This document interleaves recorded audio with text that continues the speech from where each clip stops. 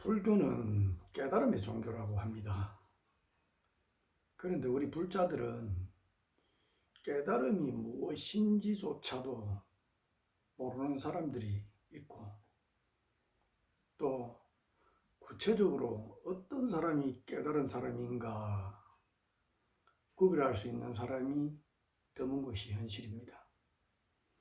이런 현실에서 어떤 이는 자신이 부처님이라고 하고, 또 어떤 이는 자신이 부처님의 화신이라고 하면서 부처님의 가르침을 얻고 이상한 잡기와 기복적인 신앙만을 부추기면서 복을 받고 구원을 받으려면 고액의 천도비와 또 비방 등을 강요하면서 자신의 사리사욕을 채우고 혹세무민하면서 불교에 묵치라는 그런 사기꾼들이 적지 않습니다.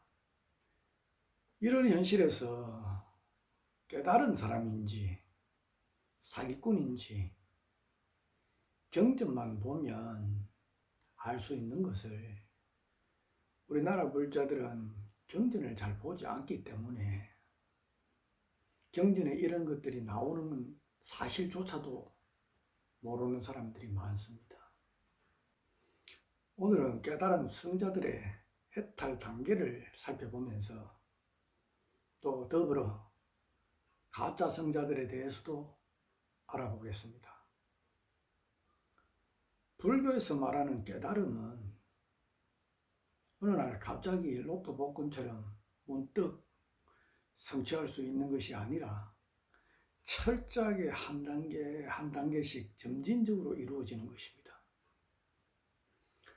깨달음을 이룬 성자들도 철저한 수행을 조건으로 10가지의 족쇄를 풀어나가는 그 단계에 따라서 4가지의 계위로 나누는데, 그것이 수다원, 사다함, 아나함, 아라함입니다. 이 계위를 나누는 기준이 안구따라 니까야 족쇄경에서 설명하고 있는 10가지의 족쇄입니다. 이 족쇄경을 한번 읽어보겠습니다.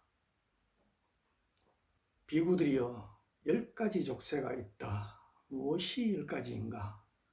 낮은 단계의 5가지 족쇄와 높은 단계의 5가지 족쇄가 있다. 무엇이 낮은 단계의 5가지 족쇄인가? 유신견, 의심, 개금치, 감각적 쾌락에 대한 욕망, 악의이다. 이것이 5가지 낮은 단계의 족쇄이다. 무엇이 높은 단계의 5가지 족쇄인가? 색계에 대한 탐욕, 무색계에 대한 탐욕, 자만, 들뜸, 무명이다. 이것이 5가지 높은 단계의 족쇄이다. 비구들이여, 이러한 10가지 족쇄가 있다라고 설명하고 있습니다. 이 10가지 족쇄 중에서 유신견, 의심, 개금치, 감각적 욕망, 악의는 5가지의 낮은 단계의 족쇄를 오하분결이라고 합니다. 또 색계에 대한 탐욕, 무색계에 대한 탐욕, 자만, 들뜸, 무명, 이 5가지의 높은 단계의 족쇄를 오상분결이라고 합니다. 첫 번째 유신견은 고정불변하는 자아가 있다고 집착하거나 오온을 자아로 생각하는 잘못된 견해입니다. 부처님께서 분명히 자아라는 것이 없는 무아를 가르치고 있습니다. 그런데 아직까지도 큰 스님이라는 사람들 중에서는 참나를 찾자, 자아를 찾자, 진화를 찾자, 대화를 찾자, 무아의 개념과 정반대되는 이런 자아를 찾자고 법문을 하면서 강조하고 있는 분들이 계십니다. 이것은 불교에서 무지해서 그런지, 아니면 불교가 아닌 자기들만의 어떤 종교인지 도저히 이해할 수가 없습니다. 그런데도 아직까지 자아를 찾자라고 하는 것은 참으로 안타까운 일이 아닐 수가 없습니다. 두 번째, 의심은 부처님의 가르침, 사성제나 연기법, 그리고 불법성, 삼보에 대해서 의심하는 것입니다. 팔정도를 닦아서 정말 해탈 열반할 수 있을까? 이런 의심. 이런 의심은 어디에서 생기는가? 저는 무지에서 생긴다고 봅니다. 경전을 보지 않고 부처님의 가르침을 배우지 않고 모르기 때문에 이런 의심이 생기는 것입니다. 논리정연하고 체계적으로 설명해 놓으신 이 경전을 보고 또 배우고 이해하게 되면 의심이 생길 여지가 없습니다. 우리 불자들 중에서 또 우리 스님들 중에서도 불교에 대해서 의심하는 사람들이 많습니다. 또는 반기하는 사람도 있습니다. 인과법만 철저히 알아도 삿된 짓을 못하게 되죠. 그런데 인과법을 믿지 않기 때문에 삿된 짓을 하게 되는 것입니다. 이런 것들이 10가지 족쇄 중에 의심에 포함되는 것입니다. 세 번째, 개금칙에는 형식적 계율과 의식을 지킴으로써 해탈할 수 있다고 집착하는 것입니다. 우리가 착한 일을 하고 악한 일을 하고 내가 살아왔던 그 발자취는 생각하지 않고 죽어서 천도제만 하면 좋은 곳에 태어날 수 있다는 그런 생각, 이런 것도 다 개금칙에 속합니다. 또 육체에 어떤 고통을 주어서 호행을 하게 되면 또 해탈에 가깝게 갈 수 있다고 해서 고행만 열심히 하면서 몸을 괴롭히고 하는 그런 종교들도 있죠. 이런 것도 다 계금칙에 포함됩니다. 또 그 자이나 교회에서 최고의 수행이라 할 수 있는 그 단식으로 목숨을 마감하는 살레카라는 의식이 있습니다. 굶어서 죽는 거죠. 이런 것들도 모두가 다 이 계금칙에 포함되는 것입니다. 네 번째, 감각적 욕망은 눈, 귀, 코, 혀, 몸, 이 5가지 감각을 통한 감각적 쾌락에 집착하는 것입니다. 눈으로는 더 좋은 것을 보고 더 아름다운 것을 보고 싶고, 그래서 화수가 높은 그런 TV가 생산이 되고 그런 것들이 고가에 잘 팔리기도 하지요. 또 귀로는 좋은 소리를 듣고 싶고, 혀로는 맛있는 음식을 찾아 헤매는 것. 우리 TV 홈쇼핑 같은 데서 매출을 극대화하기 위해서 그 쇼 호스트들이 감각적 욕망을 계속 자극하는 것이죠. 우리 TV 광고가 다 그렇습니다. 그렇게 해야 물건들이 잘 팔리고 또 기업의 매출이 극대화되고 이율이 창출되기 때문이지요. 우리 불자들이 절을 고르고 또 찾을 때도 감각적 욕망에 의해서 선택을 하는 것 같아요. 그것은 부처님이 가르침이 있고 또 공부하는 절에는 불자들이 잘 안 갑니다. 솔직한 이야기로. 소원이 이루어지는 절, 사업을 번창하게 하는 절, 돈을 잘 벌게 해주는 절, 이렇게 광고하고 선전하는 절들에는 사람들이 많이 찾아가는 것 같아요. 이런 것들이 바로 감각적 욕망을 부추기는 것입니다. 그래서 절들마다 뭐 한 가지 소원을 이루어주는 절 이렇게 문구를 새기고 광고를 하기도 하죠. 부처님께서 복을 준다면 그런 한 절에만 복을 주시고 소원을 들어주시겠습니까? 물론 그런 일도 없겠지만은 부처님은 그렇게 작은 그릇을 가진 그런 성인이 아닙니다. 그런데 우리 신도들은 소원을 들어준다 하면 그쪽 절로 찾아 들어가고 또 어떤 영험담이나 기도를 했더니 어떤 일이 발생했다, 좋은 일이 생겼다 하면 그런 절로 사람들이 몰리기도 하지요. 이런 것들이 모두가 감각적 욕망을 부추기고 자극하는 것입니다. 다섯 번째는 악의. 이 악의는 탐진치할 때 이 성냄과 동의어입니다. 정오, 분노, 적대감 이런 것들이 모두 여기에 포함됩니다. 여섯 번째, 색계에 대한 탐욕은 색계선, 초선부터 사선까지지요.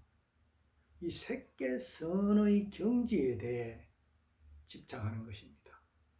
일곱 번째, 무색계에 대한 탐욕은 무색계선의 경지에 집착하는 것입니다. 이것은 무색계선은 공무변처, 식무변처, 무소유처, 비상비비상처까지. 여덟 번째, 자만은 내가 남과 비교해서 남보다 뛰어나다, 남보다 우월하다, 남보다 낫다는 그런 생각들입니다. 아홉 번째, 들뜸. 이 들뜸은 도구라고도 하는데 들뜬 상태나 안정되지 못하고 평온하지 못한 그런 상태를 말하는 것입니다. 열 번째, 무명은 사성제를 모르는 것입니다. 또 진리를 모르는 것이기도 합니다. 이 어리석음이 10가지 족쇄 중에 제일 상위에 있습니다. 때문에 무명, 즉 이 어리석음이 사라지게 되면 탐진을 비롯해서 모든 번뇌들도 사라지게 되는 것입니다.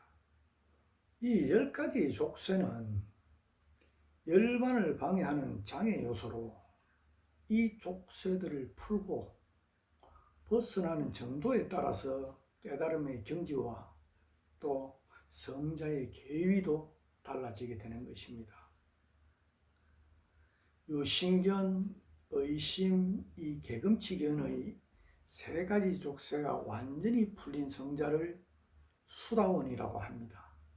빨리어로는 소타파티, 성자의 흐름에 들었다 하여서 예류자라고도 합니다.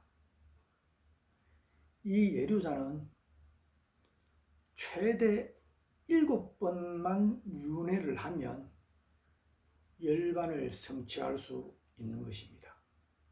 또 유신견, 의심, 개금치견 이 세 가지 족쇄가 완전히 풀리고 감각적 욕망과 악의가 희미하게 남아있는 상태, 이런 성자를 사담이라고 합니다. 빨리어로는 사카다가미라고 하고, 한 번만 더 윤회하게 되면은 일반에 들 수 있다라고 하여서 일례자라고도 합니다. 유신견, 의심, 개금치견, 감각적 욕망, 악의까지 이 5가지 족쇄, 즉 5가지의 낮은 단계의 족쇄, 오화분결이 완전히 풀린 성자를 아나함이라고 합니다. 빨리어로는 아나감이라고 합니다. 두 번 다시 윤회하지 않는다는 의미로 불환자라고도 합니다. 앞에서 말한 이 오화분결과 또 오상분결의 10가지의 족쇄, 이 모든 족쇄를 완전히 풀고 해탈한 최고의 성자를 아라한, 빨리어로는 아라하트라고 합니다. 이와 같이 4가지 성자의 경지를 세분하여 그 경지로 나아가는 과정을 향이라고 하고, 그 경지에 도달하고 성취했다라고 해서 과라고 합니다. 수다원, 사다함, 아나함, 아라함까지 이 4가지의 성자를 향과 과로 나눈다는 의미로 사향사과라고 합니다. 또 이 향과의 8가지가 4가지로 짝을 이루고 있다라고 해서 사상팔배라고도 합니다. 지금까지 살펴본 바와 같이 낮은 성자의 단계에 들어가더라도 나에 대한 집착이 없어지고 욕심과 성냄이 사라집니다. 나에 대한 집착이 없어지고 또 욕심이 없어졌는데 재물을 모으려 하고 명예를 가지려 하고 권력을 탐할 수가 있겠습니까? 절대로 그럴 수가 없습니다. 지금부터는 깨달은 성자를 빙자한 그 사기꾼들의 유형에 대해서 한번 살펴보겠습니다. 첫 번째, 자신이 깨달았다고 하면서 자신을 우상화하는 사람들, 이런 사람은 사기꾼입니다. 성자의 반열에 들어가는 그 예류자도 첫 번째 내가 있다라는 그 유신견이 사라지는데, 잡배들처럼 자신을 자랑질하거나 또는 자신의 동상을 세우고 불자들로 하여금 자신을 우상처럼 섬기도록 하고 또 신봉토록 하는 것은 있을 수가 없습니다. 실제로 이런 사람이 있습니다. 이런 사람들은 깨달음의 근처에도 가보지 않은 불법을 훼손하고 불교에 먹칠하는 사기꾼입니다. 그런데 이상하게도 이런저런 불자들이 더 많아요. 정말 아이러니하죠. 두 번째, 부처님의 가르침은 없고 고액의 천도제나 또 이상한 비방 등을 자랑하면서 누가 선불을 받았느니 누가 가피를 받았느니 하면서 그것을 권유하는 사람이면 아무리 유명한 사람이라 하더라도 깨달음과 관계없고 사기꾼입니다. 사기꾼의 정의가 뭔가 하면 타인을 기망하고 재물을 취득하면 사기꾼입니다. 불교를 이용해서 타인을 기망하고 재물을 취득하는 것은 우리 사회법의 사기꾼보다 엄청난 중죄인입니다. 우리나라 사람들은 이상하게 TV 매체를 너무 믿는 것 같습니다.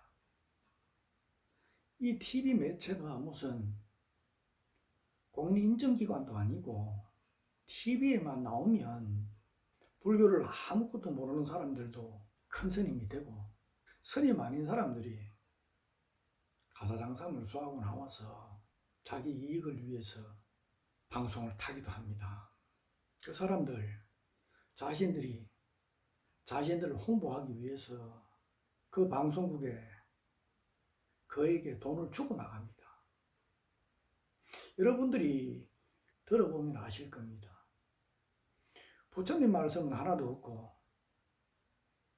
맨날 하는 말이 천도제고 부처님의 가르침인 오온, 12처, 18개, 사성제, 또 수행에서 사념처, 사정근, 사여의족, 오근, 오력, 칠각지, 팔정도 이런 말은 그런 사람들한테 들어본 적이 없습니다. 왜? 그 사람들은 모르거든요. 우리 불자들이라면 불교를 공부하는 사람들이 불자잖아요. 불교 말 그대로 부처님 불자에 가르칠 교, 부처님의 가르침이 불교입니다. 부처님의 가르침을 배우고 익히고 실천하는 사람이 불자입니다. 오늘부터라도 우리 불자 여러분들은 제발 한 권이라도 경전을 한번 보면 좋겠습니다. 죽을 때까지 경전 한 권이라도 제대로 이해하고 죽는 불자들이 되었으면 좋겠습니다. 깨달은 사람은 어떤 일이 있어도 화를 내지 않습니다. 낮은 단계의 성자가 되더라도 화냄이 없어집니다.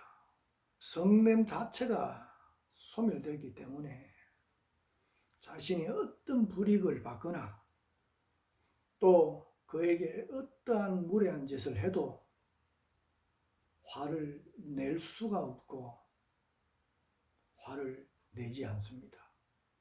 그런데 자신이 깨달은 사람이라고 하면서 화를 내는 사람은 그 사람은 깨달음을 사칭한 사기꾼입니다. 오늘은 깨달은 자를 구분하는 방법에 대해서 살펴보았습니다. 고맙습니다.